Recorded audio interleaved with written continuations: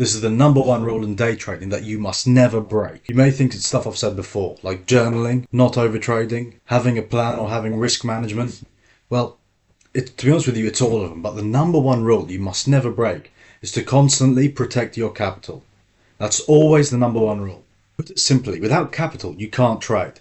So it doesn't matter if you've got a paper account or a real account. Your capital is your number one priority when it comes to trading, protecting it at all costs. So that includes making sure you're not under-leveraged, making sure you have proper risk management, always use a stop-loss order when it comes to trading, and to always stick to your trading plan. Now, I've gone on and on about journaling, so I'm not going to mention it in this video, but it's always good to do. But the number one rule is to protect your capital. Think about it, when you're just starting trading, survival is the thing you need to focus on the most. That will lead to your success, and consistency comes with survival.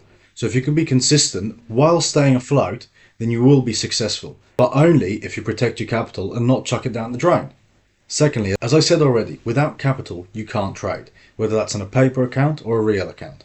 Treat your paper account, as in your demo trading account, as if it's real money, because if you don't, you're just going to start gambling and realize that you're not really trading at all and you're just playing with the markets. Listen, losses in trading are inevitable, but keep them small and not very often. As you start trading, you realize you can adjust things in your trade to have tighter stop losses and to lose less often. And that's what you need to focus on the most out of everything. It's not the big wins, it's not the most consistent wins, it's the most consistent times you keep from losing money. Now, whether that's having a break-even point when you reach halfway through your trade, you can move your stop loss to break even so that you don't lose any money. So it's a risk-free trade. I do that with some of my trades. If it's gone far enough in my direction and I can see that it's making lower lows and lower highs, or higher highs and higher lows, if I'm in a long position, then I can move my stop loss to break even. And even that, I can have a trailing stop loss following those higher lows, so that even if the price does turn around against me, my stop loss stops it in profit.